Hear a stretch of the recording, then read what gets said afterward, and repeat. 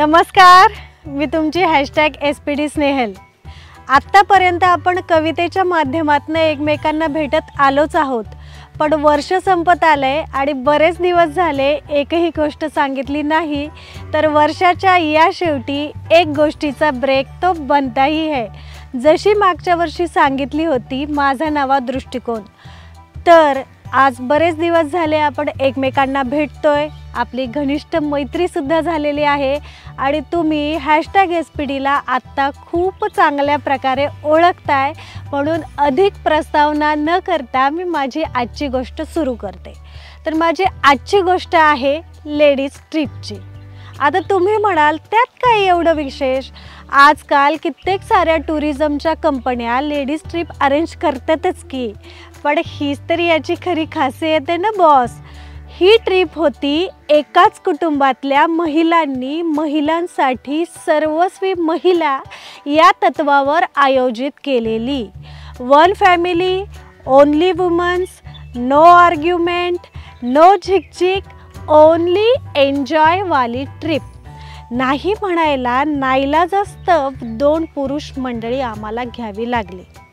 एक होता गाडीचा ड्रायव्हर आणि दुसरा म्हणजे माझ्या मावस बहिणीचं छोटंसं 3 वर्षांचं पिल्लू। तर गंमत अशी झाली की समस्त महिला वर्गाने यावर्षी कोकणात जायचं ठरवलं। बरोबर 2 वर्षांपूर्वीची ही गोष्ट।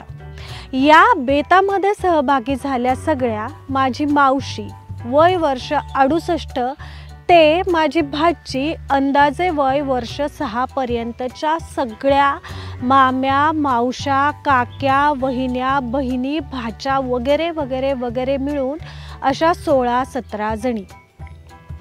महिला वर्गाचा हा बेत पक्का ठरला।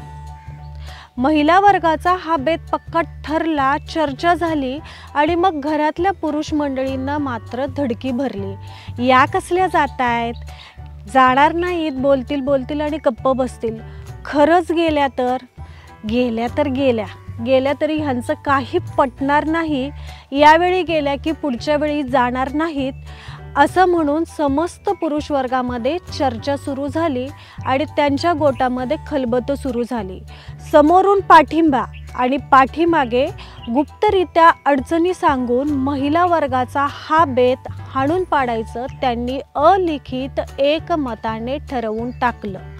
परंतु यावेळी कोकण या ध्येयावर महिला आघाडीने लक्ष केंद्रित केलं होतं आणि कुठलीही अडचण आली तरी मागे हटायचं नाही असं ठरवून सगळ्या संकटांशी सामना करायची त्यांची तयारी होती। एकंदरीत सैन्यबळ पाहता आणि नात्यांची फळी पाहता आपल्याला मोकळेपणाने एन्जॉय करता येईल का? कोण काय म्हणेल? कपडे कोणते घालायचे? वागताना बोलताना काही कमी जास्त झालं तर, वाद झाले तर, अशा नाना शंका प्रत्येक सैनिकाच्या मनात डोकवत होत्याच। त्यावर उपाय म्हणून आणि जायचा निर्धार ठाम असल्यामुळे सर्वानुमते सेनापती आणि सरसेनापती यांची निवड करण्यात आली। सेनापती आणि सरसेनापती यांच्यावर या मोहिमेचा बेत आराखडा तयार करण्याचं काम सोपवण्यात आलं आणि त्यांनी सुद्धा त्यांची ही जबाबदारी अत्यंत चोखपणे पार पाडली। गरज पडेल तेव्हा संपूर्ण सैन्याशी किंवा तुकड्या तुकड्यांमध्ये चर्चा करून या मोहिमेमध्ये कोणत्याही प्रकारचा दगाफटका होणार नाही याची पुरेपूर काळजी त्यांनी घेतली आणि नियोजन केलं। महिलांचा हा दृढ विश्वास, दृढ निश्चय आणि निर्धार बघता एव्हाना घरातल्या पुरुष मंडळींनी त्यांच्या विरोधाच्या तलवारी म्यान करायचं ठरवलं होतं आणि भविष्यात यांच्यासोबत एकाच घरामध्ये आपल्याला राहायचं आहे याची जाणीव त्यांना झाल्यामुळे बहुधा त्यांनी ट्रिपमध्ये आणखीन काय करायचं याच्या कल्पना आणि टिप्स देऊन या मोहिमेला पाठिंबा दर्शवला होता। ठरल्या वेळी ठरल्या ठिकाणी महिला आघाडीने प्रस्थान केलं। ठरल्या ठिकाणी महिला आघाडीने प्रस्थान केलं आणि पुढचे 2 दिवस आनंद, उत्साह, जल्लोष, मनमोकळेपणा, आणखीन तुम्हाला जे जे शब्द सुचतील अशा भाषेमध्ये समजून घ्या, ते 2 दिवस अत्यंत अविस्मरणीयरित्या महिला आघाडीने साजरे केले। याला साजरे केले हाच शब्द बरोबर आहे, कारण अक्षरशः एखाद्या उत्सवासारखेच ते आम्ही सगळ्यांनी मिळून साजरे केले. नाही म्हणायला पुरुष मंडळींनी हा बेत हाणून पाडायला आम्ही सुद्धा गोव्याला जाणार आहोत असं एक पिल्लू मध्येच सोडलं. पण व्हॉट्सअपचा ग्रुप तयार करण्यापलीकडे त्याचं काही झालं नाही आणि बायकांचा नाद करायचा नाही हे बहुधा त्यांना पुन्हा एकदा लक्षात आलं असावं. अशा पद्धतीने आम्ही आमची महिला ट्रिप साजरी केली, तीही इयर एंडच्या वेळेला. खरं तर हा गमतीचा भाग सोडला म्हणजे मी तुम्हाला ही गोष्ट अगदी प्रवास वर्णनासारखी सुद्धा सांगू शकले असते बरं का. पण कुठे गेलो, कसे गेलो, केव्हा निघालो, कोण कोण गेलो, अगदी इत्थंभूत माहितीसुद्धा मला तुम्हाला देता आली असती. पण मुळात ही गोष्ट या ट्रिपची नाहीच. ही गोष्ट आहे या ट्रिपमध्ये गेलेल्या सगळ्या स्त्रियांची, तिच्या व्यक्तिमत्वाची आणि तिच्याविषयी असलेल्या गैरसमजाची. एकंदरीतच आपल्या समाजामध्ये स्त्रिया एकत्र येऊन, त्यातही एकाच कुटुंबातल्या स्त्रिया एकत्र येऊन काही करू शकत नाही असा एक गैरसमज दिसतो.